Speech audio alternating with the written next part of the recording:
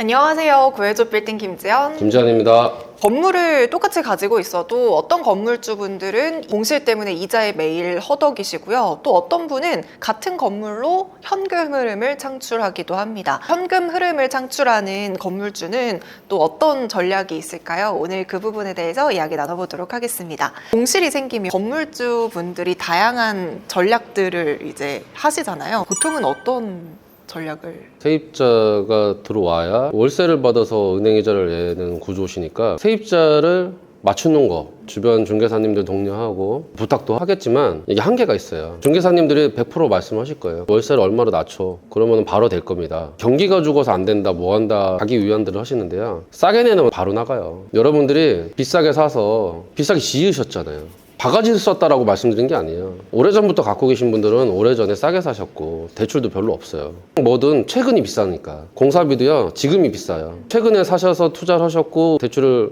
풀로 받으신 케이스라면 더 힘드시겠지만 어쨌든 비싼 투자가 됐고, 그러면은 중개사님이 월세 좀 낮춰봐 라고 하면은 대답해요. 제가 나가는 은행이자가 있어서 그렇게는 안 됩니다. 그리고 건물 가치가 떨어지잖아요. 그러면은 이 건물은 그냥 잠자는 건물이 되는 거고요. 그런 건물들이 저는 좀 많이 있다 보니 임대가 무조건 안 맞춰지는 걸로 이제 다들 좀 인식을 한 단계죠. 그렇게 소극적으로 끙끙 앓기만 하다 보면은 은행이자가 쌓이면서 이 건물의 엑시트는 점점 힘들어지는 거거든요. 투자한 금액에 이윤을 붙여서 팔아야 엑시트인데 그 원금이 은행이자가 계속 쌓이면 투자한 금액 자체가 쌓이잖아요. 그럼 엑시트도 점점 더 멀어지는 거거든요. 조금 건물을 빨리 이제 활성화시키는 방안을 적극적으로 좀 찾아야 되는 시기입니다. 그러면 이 공실이 계속 안 맞춰져서 결국에는 싼 가격에 건물을 내놓는 분들도 계시긴 한가요? 이 빌딩 시장이라는 게 최악은 없는 게요, 모든 분들이 다 자기 원가는 다 반영을 하세요. 손해다 하는데 이윤을 안 본 거를 손해라고 표현을 하시지 진짜 손해보고 내놓으시는 분들은 없더라고요. 그래서 빌딩 투자가 웬만하면 실패는 없는 게 그겁니다. 진짜 마이너스로 내놓으시는 경우는 한 번도 못 봤습니다. 네. 월세를 낮춰서 공실을 메꾸는 방법도 있지만 건물주분들 입장에서는 이윤을 극대화하는 게 중요하기 때문에 공실 솔루션들 많이 드렸었는데 그런 아이템들이 실제로 공실 해결에 많이 도움이 되는 거죠. 많은 제안을 드려서 많은 부분들이 실행이 되고 있는데요, 엑시트 사례, 성금 흐름을 만든 사례는 되게 명확합니다. 저는 좀 구조적인 문제가 있다고 봐요.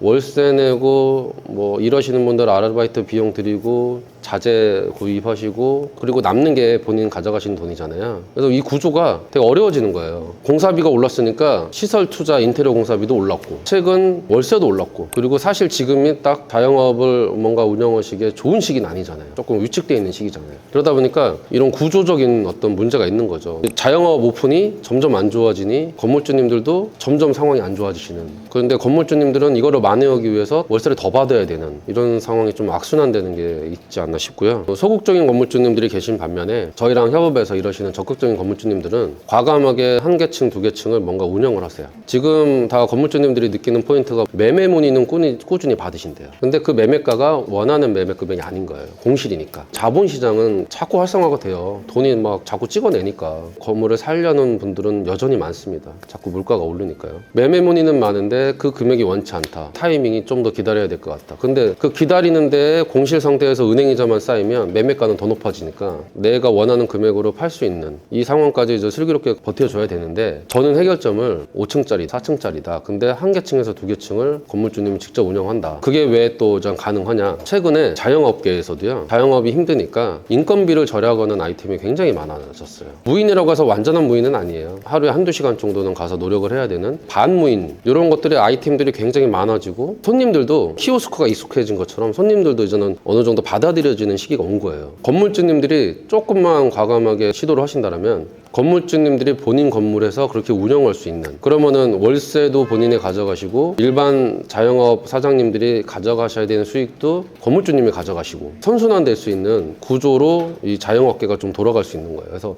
우리가 알고 있는 이 자영업계가 미국이나 이런 사례처럼 건물주님들이 본인 건물에 직접 운영하는 시대가 우리나라도 오고 있는 것 같다라는 게 제 생각입니다. 보통의 건물주분들은 뭐 직장인이신 분들도 있을 테고 사업을 안 해봤던 분들도 계시잖아요. 네네. 그러면 어떤 아이템이 좋은지 뭐 이런 것도 어려워하실 것 같은데 이런 부분에 대해서는 어떻게 솔루션을? 요즘에 많은 영역이 데이터화가 돼 있어요. 예를 들어서 KT라는 국내 대기업에서 운영하는 상권 분석 맵도 있고요. 어떤 업종이 어떤 흐름이 좋다라는 분석도 이게 바로 나오고요. 요즘은 저 카드 매출이 좀 오픈되어 있는 시대에야 어떤 지역에 어떤 업종이 어떤 가게가 카드 매출을 얼마나 올리고 있다. 이런 것도 저는 확인이 돼서 투자를 하는 데 있어서 막연하게 투자하는 게 아니고 정확한 근거를 갖고 투자할 수 있는 시대고요. 위탁 운영을 하거나 무인으로 돌아가잖아요. 예를 들어서 위탁 운영으로 돌아가는데 손님들이 막 현금을 내. 그러면 위탁 운영 시스템의 투명성이 투명해지지 않잖아요. 근데 요즘 시대 어때요? 지갑에 현금 누가 들고 다녀요? 카드잖아요. 그러니까 위탁 운영을 맡겨도 저는 투명한 거예요.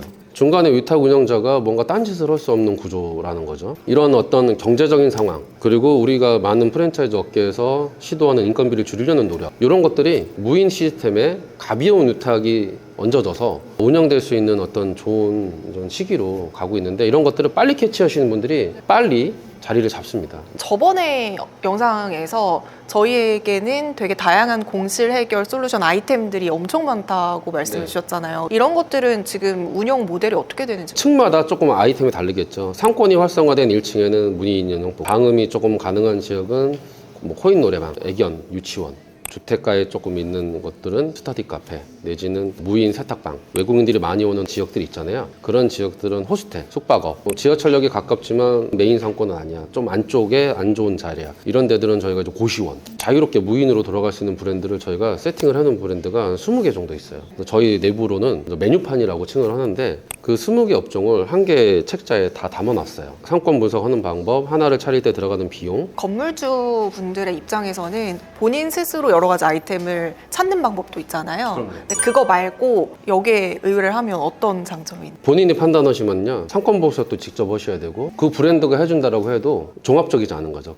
특정 브랜드는 특정 상권만 볼 수 있잖아요. 근데 저희 같은 경우는 건물을 맡기시면 그 건물에 어떤 브랜드를 넣을 수 있는지 몇십 개의 브랜드를 같이 검토해서 드리니까 애초에 방식이 좀 틀리고요. 인허가도 그래요. 여기 상층부는 고시원으로 하면 무조건 될 것 같다. 좋아요. 그러면은 그게 되는지 안 되는지 검토를 하려면은 건축사님 찾아가서 여기 고시원 됩니까? 그럼 건축사님은 그냥 알아봐 드릴 수 있나요? 뭐 가설계 비용이라도 알아봐야 되고, 또 그런 거를 부탁하는 것 자체가 부담이에요. 일을 의뢰를 한다는 전제하로 그런 것도 부탁하는 거거든요. 저희 같은 경우는 그런 조건이 전혀 없이 검토를 해드리기 때문에 좀 편하게들 오셔서 상담들을 좀 받고 가시는 거죠. 저희가 직접 운영하는 브랜드도 있고, 단순히 어떤 프랜차이즈를 연결만 해드리는 브랜드도 있어요. 대신에 건물을 관리하면서 대표님의 매장을 관리를 같이 해드릴 수 있다. 이렇게 해서 운영을 해드리는데, 거기 오픈 과정 자체는 저희는 분석만 해드리고 빠지는 거죠. 그러면 프랜차이즈에 오셔서 건물주님들이 직접 계약을 하시면 되는 거예요. 그리고 저희는 이제 운영을 도와드리고, 이 과정에서 소위 말하는 커미션 이런 거는 일체 없습니다. 저는 일단은 이제 건물을 살리고요, 엑시트를 하시고, 이런 사례를 많이 찍고 싶어요. 우리 건물주님들, 저한테 공사를 맡기시고 저한테 매수를 하신 분들한테 많이 접목을 시켜드려야 돼요. 그래서 우리 건물주님들을 위해서 시작된 이거가 그냥 단순히 골치 아픈 건물을 갖고 계신 분들한테도 좋은 도움이 됐으면 좋겠는 거죠. 상대적으로 노후된 빌딩들은 사람들이 안 들어가려고 하잖아요. 네. 그럼 이런 노후 빌딩들은 리모델링을 해서 공실을 채우는 게 좋을까요? 아니면 그 노후된 빌딩 안에서도 전략이 있는 걸까요? 그것도 지역 따라 틀립니다. 좋은 지역은 월세 수익률을 올리면은 매매가가 올라갑니다. 근데 좋지 않은 지역은요, 월세 수익률을 올려도 매매가가 올라가지 않고 그거를 수익률로 투자비를 다 회수를 해야 돼요. 그래서 좋은 지역과 나쁜 지역은 가치를 올리냐, 투자금을 회수해야 되는 지역이냐에 따라서 갈리고, 저희가 그거에 맞춰서 솔루션을 제시를 해드립니다. 최종 저희의 어떤 솔루션의 장점은, 공실 상태에서 이미 많은 손실을 보시고 은행이자 깨지신 상태에서 오셔서 안타까운 분들도 많이 오시지만, 매매 단계에서 그리고 명도 단계에서 미리 연락을 주시면 리모델링 공사에 매장 공사를 같이 하면 공사비도 굉장히 절약이 되고요. 매장 공사에는 대출을 안 해줘요. 리모델링은 은행에서 견적서 검토만 하고 대출을 해준단 말이죠. 그래서 리모델링 공사의 대출을 받을 때 이 매장 공사도 같이 받으시는 거예요.